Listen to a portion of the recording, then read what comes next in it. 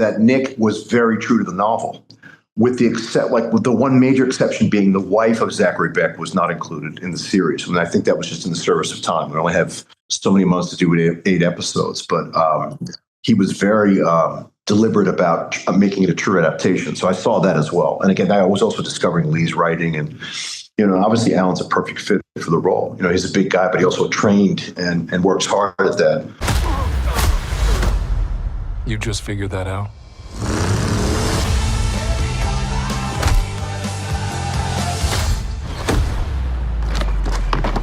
Son of a...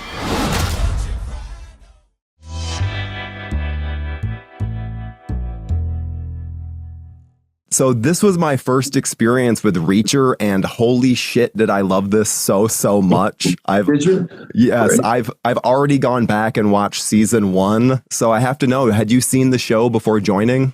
I did. I watched season 1. I really loved it. I did not watch season 2, but I was really excited by the opportunity. When it came up, Tyler, I was contacted by my reps at Untitled Management, Jason Weinberg and Mitch Mason, my guys.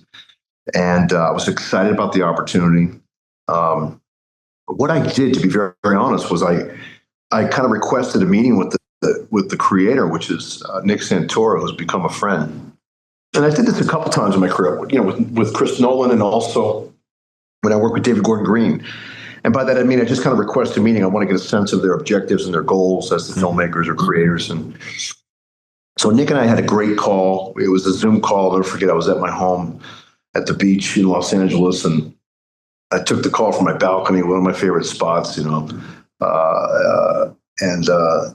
had a great call, man. We just really got into it. And, to be very honest with you, he told me that, he had me in mind for the whole season. But what happened was, after our call and getting to know each other, it then led to, a screen test, and that's appropriate. And so I did a screen test, and then I landed it. But I was really excited, and I haven't shared this with anybody yet, but he told me he had me in mind the whole time, and he shared that with his writers in the writers' room. So that was really an honor. And turns out he's a great guy, man. This is a really smart guy.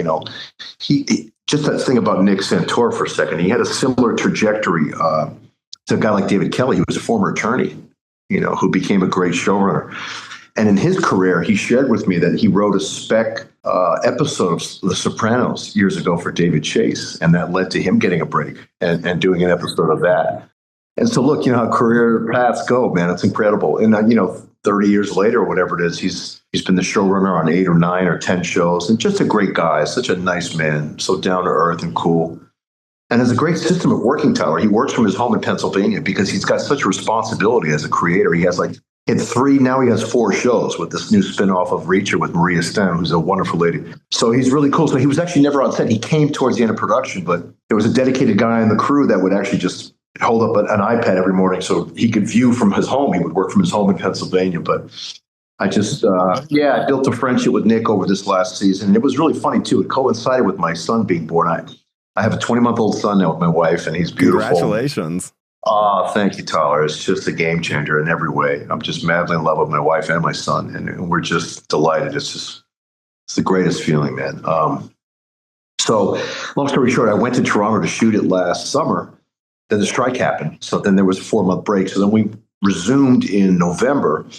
And by the time I finished the show, it was almost the following summer. So it was a season of a show that took almost a year to make, Well, and every TV series or movie starts with the lead. So what was your biggest takeaway from working with Alan? Well, that, I know that he had been knocking around for a number of years, and he was, a guy that was very driven. Again, I could see myself in him when I was younger, and I still am. I have a lot of respect for Alan. He really appreciates the opportunity he has. He takes the work seriously and not himself, which is very healthy. He has a leadership position that he's earned on it, and it was the same thing for me on Dead Zone. After season 3, I happened to renegotiate my contract, and USA Network was kind enough to comply, and we I had a new deal, and I became an EP of my show too. So, I had a lot, I kept this all, close to the vest. It's something I'm around talking about, but I'm happy to share that with you. So, yeah, just a great experience, man. And I love shooting up in Canada. I met my wife in Vancouver over 20 years ago, and I just love Canada. I mean, if I could sort of calculate the aggregate number of years and time. I probably lived in Canada for about 5 of my 56 years over the years, if I added up all the months and, time that I've spent up there. But I love it. Canadians are great. Well, and this season is based on the book Persuasion, and Alan Ritchson has famously said that he read all the Jack Reacher novels. And not to put you on the spot, but have you read any of the books in the series? I did. I read this one, and it's actually called Persuader. And Persuader. It's actually... yeah, no worries. And I learned it's a type of gun. I'm not a big gun guy, but apparently it's one of the most beloved in Lee's series. And I was not aware of Lee before this. So certainly I'd heard about the Jack Reacher films, but just a really interesting, very readable, very enjoyable book. And I love how Lee and his brother now has kind of picked up the mantle and is continuing it. It's very interesting. He kind of switches from third person subjective to like you're in Reacher's head when you're reading it. So it reminded me of King's work in some regard, very just fun reading, and you feel like you're in somebody's stream of thought, really cool writing. No, what I found was that Nick was very true to the novel, with the one major exception being the wife of Zachary Beck was not included in the series. I think that was just in the service of time. We only have so many months to do with 8 episodes, but he was very deliberate about making it a true adaptation. So I saw that as well. And again, I was also discovering Lee's writing, and obviously Alan's a perfect fit for the role. He's a big guy, but he also trained and works hard at that. It's hard to even put Beck in a box. He's an antagonist in the story, but I wouldn't call him a bad man. How do you personally see Zachary Beck and his motivations? The way the story is set up, Richard Beck, my son, is the way into the story. And as you saw, Reacher kind of saves his life, and we don't know what's going on and what's at play here. And obviously, he's embedded with the DEA this season, and there's a lot going on. But in that first episode, after he saves his life, he said, you should come meet with my dad. He's kind of a made guy. So, then they cut to the mansion, this incredible mansion that we shot out in the suburbs of Toronto. And the guy's living like the Great Gatsby, right? This is like, what's going on here? Something's awry, something's amiss here. So again, the book was very true. The series was very true to the book. And then what unfolds is something really interesting because, I'm playing a guy who's a criminal, but there's also a couple other things. There's levels to it because there's a ticking clock. There's obviously the connection to Quinn, that the fact is he's living in fear of Quinn, which, again, was someplace that we had to get to that arc, that point of the arc, I should say. So, there was a lot for me to play with. And when I'm playing a darker character or a bad guy or whatever you want to call it. I think it's important to find the light in that dark and then also just kind of to make it compelling and to ground it in a way where people can relate to that character in some regard. So he's a criminal. And then again, there's that sort of B storyline. I don't mean to just relegate it to a B storyline, but the whole thing with the son, he's really estranged from his son, has lost contact with him. He, realizes he wasn't really there for his own son. And that's a painful thing. So again, you have a really rich and full character that embodies all of that. He's a criminal working within a criminal network. He's a boss himself. He's living like a made guy. And at the same time, what gets revealed as you saw is that no, he's actually the shadow of someone else, and then Quinn steps out of that shadow, and he's revealed later. And I had a great time working with Brian T. and Olivier, all these guys. But that other stuff, I think that. The aspects, I haven't seen it yet, but just knowing the work I did, I hope it connects with audiences. But it was also very powerful, the stuff with Richard. It was played by Johnny Brechthold, a very talented young actor. And again, having had my first child, it was great. I had all that, I knew what that felt like suddenly, even though I was thinking, okay, what's he going to be like when he's 20, So that was all really rich stuff to play, And it affected my choices because from the beginning, my conversations with Nick, I told him, I said, look, I want to give you a lot of different options. Sometimes... it should appear, and I think the way I played it was like, he's hiring this guy, but he's got him at an arm's distance. By that, I mean Reacher. So he's tough on him. He's abrasive. He's bossy. He's hardcore. He's all of that stuff. And then, later in the season, as we see, he's really hurting because I think what he's doing is struggling with maybe self-forgiveness, and also redemption and trying to redeem himself to and with his son, So that was all really powerful. It was a great role for all those reasons. And what I'm hearing from people, I'm happy to hear that it's really, that has connected all those elements, which I'm really grateful for. Well, and I want to talk about Johnny because he's in this fantastic movie called The Passenger, which introduced me to him. So I was so pumped to see him playing your son here. And you guys have such a believable father-son dynamic. How do you go about developing that during production? That's a great point. Thank you for that. No, listen, I learned a great note from an acting teacher I had named Bob McAndrew, who was actually the father of a buddy of mine growing up. I was good friends with Sean McAndrew, his son, when we were teenagers. So Bob coached me on Edward Scissorhands many years ago, and he gave me a great note, which I actually put to use often, which is any feeling that you have about any actor or actress or whatever the piece, just actor across the board, give it to your character. And it taught me a very valuable lesson about sort of delaying that, showing the audience what you think or feel of that person. And that often has nothing to do with the dialogue. It could be between the dialogue. It's how you look at someone, how you listen to someone, just like in life. There's people that you vibe with, there's people you don't vibe with.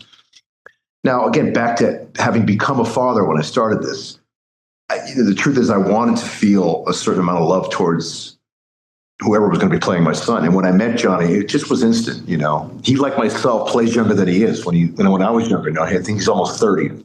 But he really feels like he could be 20. I mean, he's got a very youthful face. So that was the thought for me when I worked with Johnny. I had that thought of just showing that love, show how much you feel for him and what he means to you, despite the tension within their relationship, So that was really fun to explore. And it was very easy, to, in a platonic way, as a father, to love him, to just, to feel that for him. So, and again, there were those scenes that were powerful where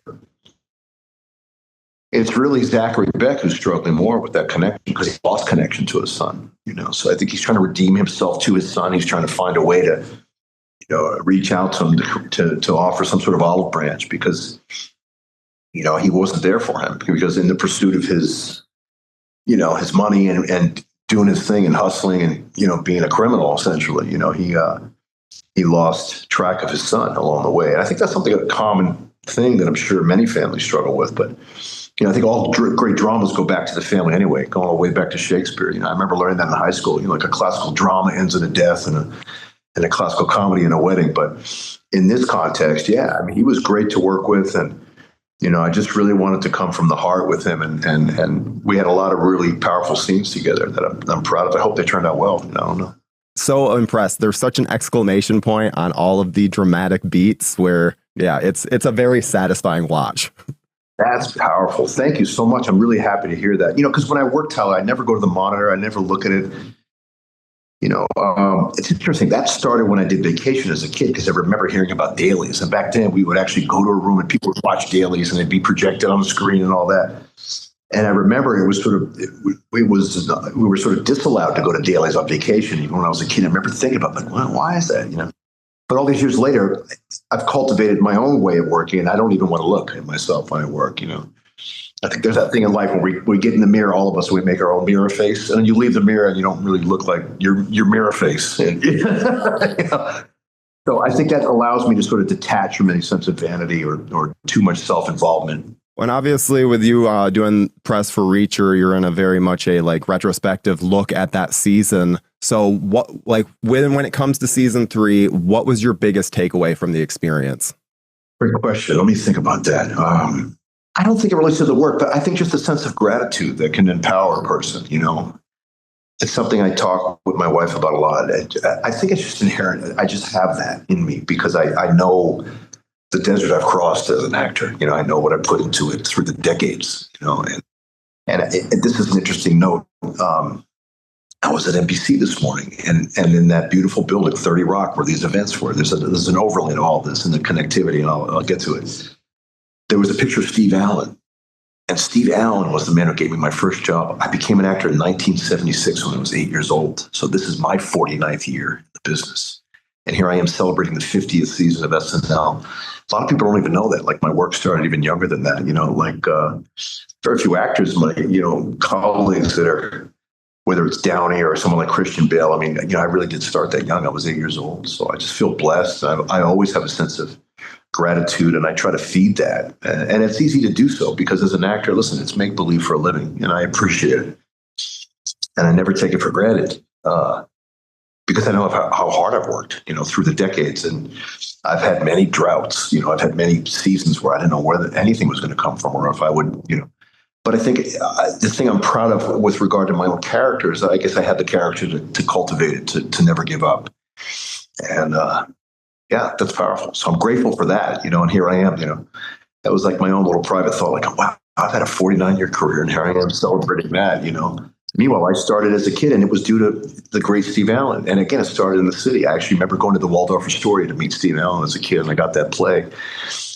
It was a play he had written about his life during the Depression in the 30s. And it's very kind of Eugene O'Neill in its tone. It's about a family and it's a drama, and it revolves around a family member dying. I think his mother dies in it.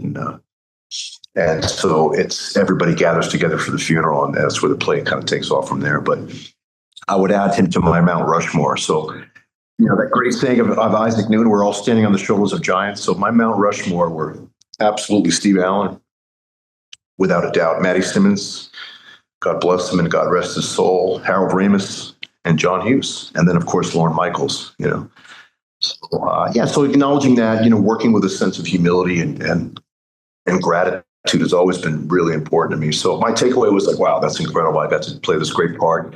I got to move back to Canada with my family and, doing all this fun stuff now as a new old dad, taking my kid to the aquarium, just exploring, doing fun, simple stuff, finally having a family, becoming a family man and a father. I mean, it just gives you so much, and allows you to see things through fresh eyes, through my wife's eyes, through our son's eyes, Just beautiful. Well, with your 50th celebration coming up next year, I really hope you're able to do something big because, I mean, come on, that's 50.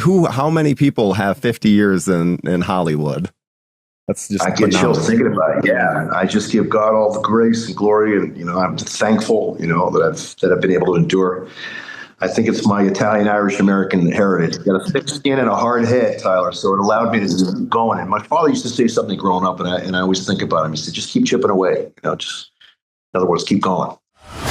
Because you hate the big, the powerful, who think they can get away with things.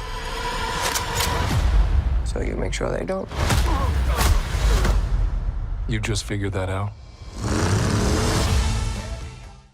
Thank you for clicking on our video, everybody. If you like what you saw here, please make sure you like the video and subscribe and share with your friends who like this sort of content. JoBlo remains an independent company, and we appreciate all of your support.